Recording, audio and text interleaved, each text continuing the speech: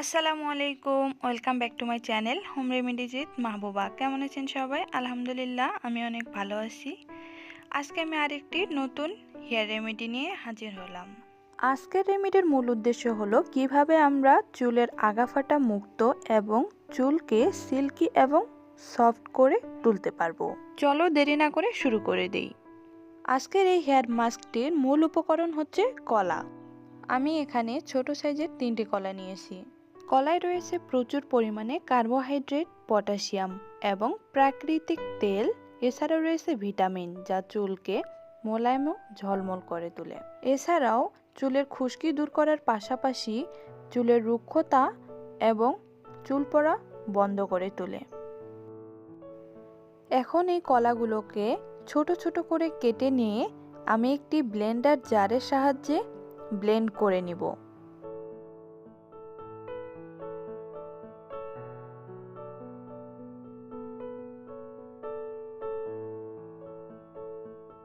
এরপর next ingredient যেটা লাগবে, একটি ডিম। চুলকে সফট, সিল্কি এবং স্বাস্থ্যোজ্জ্বল করে তোলার জন্য ডিমের মাস্ক অত্যন্ত গুরুত্বপূর্ণ।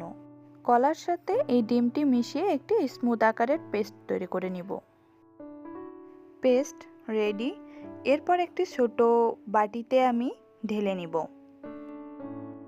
তবে আপনাদের কাছে ব্লেন্ডার না থাকলেও আপনি একটি চামচের সাহায্যে ভালোভাবে ম্যাশ করে নিতে পারেন।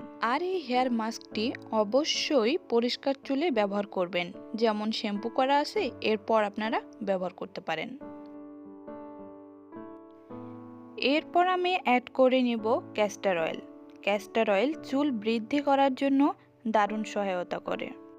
1 টেবিল চামচ পরিমাণ আমি অ্যাড করে নিব।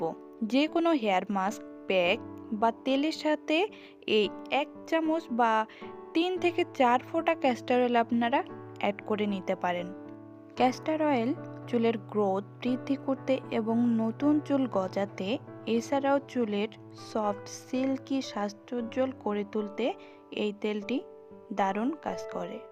যেহেতু আজকের এই হেয়ার মাস্কটির মূল উদ্দেশ্য ছিল চুলের আগাফাটা মুক্ত করা, এর জন্য অবশ্যই ক্যাস্টর অয়েলের প্রয়োজন। চুলের আগা বা ডগা ফাটা মুক্ত করার জন্য অবশ্যই চুলকে 2 থেকে 3 মাস পর পর কাটতে হবে।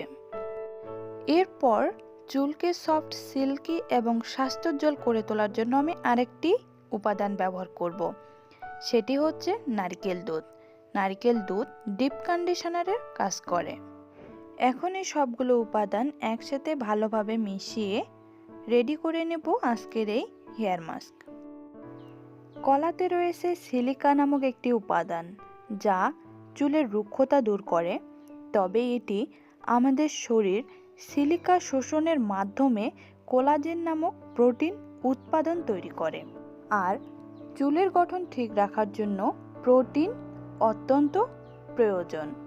এই হেয়ার মাস্ক বা হেয়ার প্যাক সপ্তাহে একবার ব্যবহার করলেই যথেষ্ট। মাথার স্কাল্প থেকে শুরু করে চুলের ডগা পর্যন্ত লাগিয়ে নিতে হবে। এরপর একটি শাওয়ার ক্যাপ ব্যবহার করতে পারেন। এটি অ্যাভেলেবেল না থাকলেও একটি প্লাস্টিক দিয়ে মুড়িয়ে রাখতে পারেন। এরপর 40 মিনিট থেকে 1 ঘন্টা পর্যন্ত অপেক্ষা করতে পারেন। এরপর শ্যাম্পু দিয়ে ধুয়ে ফেলবেন। তবে কন্ডিশনার না ইউজ করলেও হবে, যেহেতু এই মাস্কটি একটি কন্ডিশনারের কাজ করে। আজকে এ পর্যন্তই। ভালো থাকবেন সবাই। দেখা হবে আরেকটি নতুন কোনো ভিডিওতে। আল্লাহ হাফেজ।